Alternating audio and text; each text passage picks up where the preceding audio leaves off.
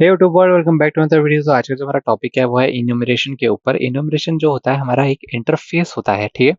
इस इंटरफेस को बहुत पहले यूज करा जाता था। अगर इसके ऊपर तुम्हारे पास कोई क्वेश्चन आ रहा है तो तुम्हें समझ जाना है कि जो तुम्हारा प्रोजेक्ट जिसमें तुम्हारा सिलेक्शन होना है वो एक लीगेसी प्रोजेक्ट है, ठीक है। LEGACY लीगेसी जावा का प्रोजेक्ट है, वो कोई नया प्रोजेक्ट नहीं है। क्योंकि अगर इस पे क्वेश्चन पूछा जा रहा है और डिटेलिंग इसमें स्ट्रेच करा जा रहा है तो समझो ये तुम्हारा एक लीगेसी एप्लीकेशन है और तुम इसमें पूछ भी सकते हो कि ये जो तुम हायरिंग कर रहे हो वो डेवलपमेंट के लिए है या सपोर्ट और एनहांसमेंट के लिए है, ठीक है। इस तरीके से आप एंड में अपना क्वेश्चन पूछ सकते हैं। तो पहली पहली चीज ये एक इंटरफेस होता है, ठीक है। INTERFACE। इसका काम क्या होता था? इसका काम सिंपल होता है, आइटरेट करना। इसके ऊपर आइटरेट करता था हमारे पुराने जो डेटा स्ट्रक्चर्स होते थे, जो हमारे वेक्टर्स होते थे बेसिकली। अब तो यूज भी नहीं होता वेक्टर। तो वेक्टर जैसे आप बनाते थे, वेक्टर क्या करता था? वेक्टर अपने अंदर एलिमेंट स्टोर करता था। तो ये इनुमरेशन क्या करता था? उसके ऊपर आइटरेशन करता था, ठीक है। बैकवर्ड कंपेटेबिलिटी होती थी लीगेसी क्लासेस के ऊपर। वेक्टर हो गया या हमारी हैश टेबल हो गई, ठीक है। इनके ऊपर हैश टेबल्स, इनके ऊपर ये आइटरेट करता था, ठीक है।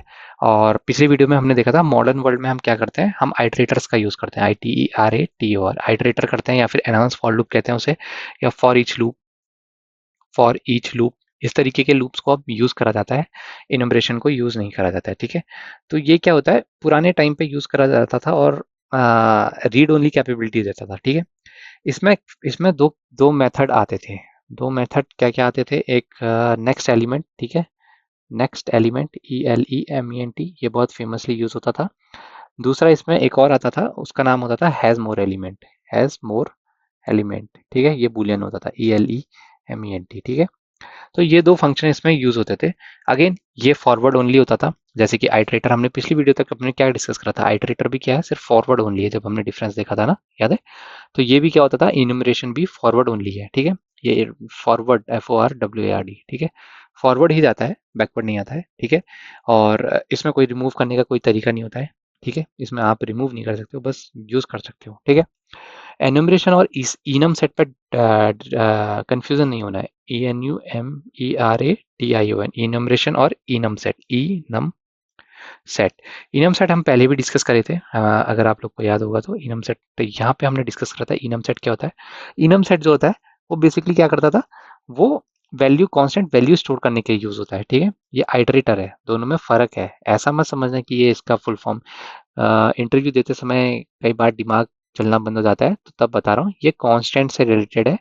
ये आइटरेशन से रिलेटेड है, ITERATION, ठीक है।